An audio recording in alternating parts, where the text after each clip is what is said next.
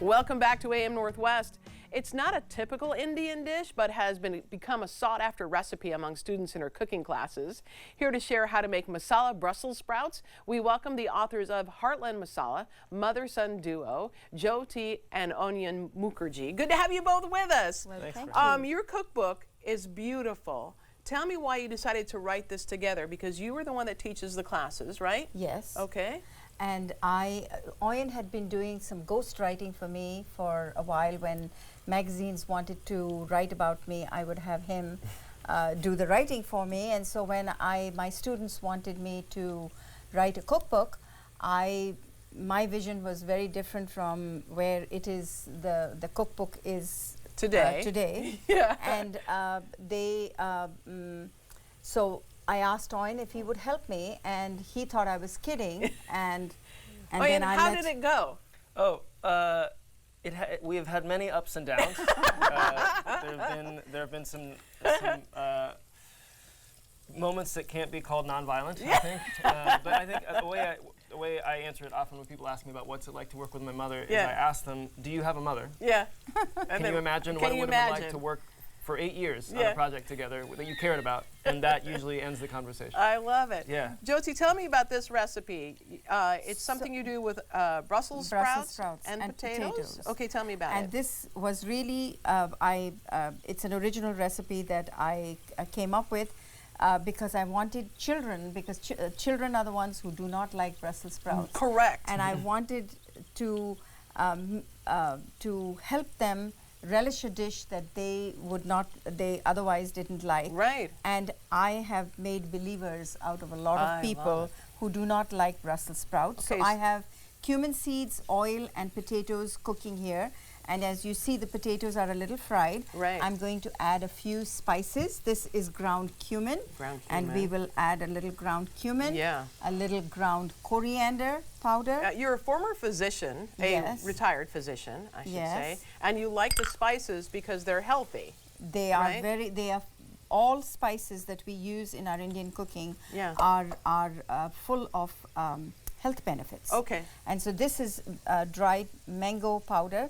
Mango powder? There's such a thing as mango powder. There is, and it gives a lot of tartness to the dish, and so gives you vitamin C. Okay. And that mango powder is also a super helpful thing, even outside of Indian cooking, because it adds a lot of tartness, but it's dry. So if you think about most acids in Western cooking, you have citrus juices, vinegar. These are things that you're adding liquid along with the tartness. Right. But this is a dry acid, so very helpful in making other things tart too, like popcorn, or like anytime you want to sort of add a little hit of acid without adding liquid. It's extremely useful. Great idea. Okay. And here I am.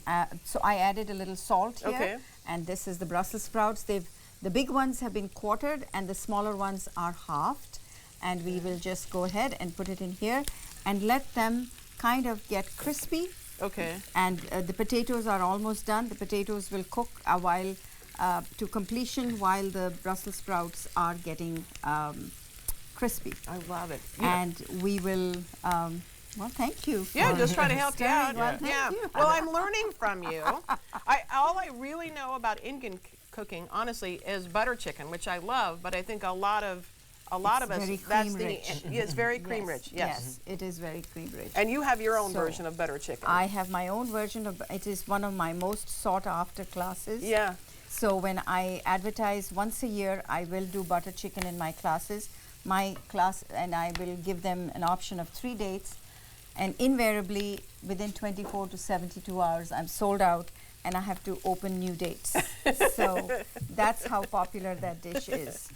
And so we have some for you to try in that plate right there. Because this takes a little while, right? It will take a little bit, a few minutes, but by the time we are done with our, while we are talking, I'm sure we'll be able to get it to get it close. Yes. What's it like? What do you learn from your mom? What have you learned? I mean, because you grew up with her, obviously. Yeah. But I'm just saying, in this experience for you, what did you learn? So much. Yeah, I bet. And so I think the biggest thing that I learned was what it's like working very closely with her, which is has been both wonderful and often difficult. We Yeah. have competing visions, which I think is the case with any collaborative effort, any collaborative creative effort. Yeah, my mom. You've got to learn a lot about Indian history that maybe you weren't that interested in before, right? You know, so I did learn a lot about Indian history, but that was a lot of my own course of study, I think. Oh, okay. So my mom is the backbone of our book is her recipes, and she is an excellent cook.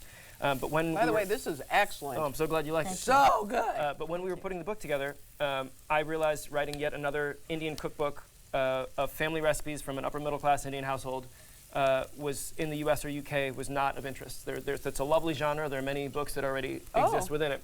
And so my contribution ended up being a lot of history and cultural context. So we have a lot of illustrated essays throughout the book, and in our head notes, which are the pre-recipe blurbs, a lot of discussion of history and context. But in order to do that, I was doing a lot of research. So sort of undertook an 8-year course of study in Indian culinary history, which was great. And I think both my mom and I learned a lot over the course of that through just exploring. Because when you grow up in India, like my mom did, you aren't necessarily India. Talking about something as broad as Indian cooking is talking about something as broad as European cooking. It is huge. It's huge. Yeah, that makes sense. So when you are familiar with one state or a couple states, that doesn't necessarily mean you have a sense of how many other regions of India do things. And so our book, we try to sort of balance the fact that we have my mom's expertise from Punjab and Bengal, which is where my dad is from, along with some slightly more pan-South Indian or pan-Indian discussions of ingredients and how things moved around and where certain things come from. Sure. And you must love that people all of a sudden who didn't maybe experience Indian cooking, now love Indian cooking. Yes, and like I was, when I left Kansas City for this tour. Yeah, that's where you live, is Kansas City. September 2nd, I had had 6,500 through my kitchen in the last 15 years that I've been teaching. Wow. And I do not advertise anywhere. It's all word of mouth because I teach in my home kitchen. Wow. That's incredible. And it has been quite a journey the last 15 years, and I have never been to culinary school. I am a mom with a passion to cook. I love it. Passion to teach. And a son who loves to learn. And that's fantastic. Thank you so much. We want to tell everyone the book again is titled Heartland Masala. Thank you both so much. We're going to put information too on the recipe on our website at k2.com. All right, we'll be right back with more AM Northwest. Don't go away. This is so good. I'm having another bite.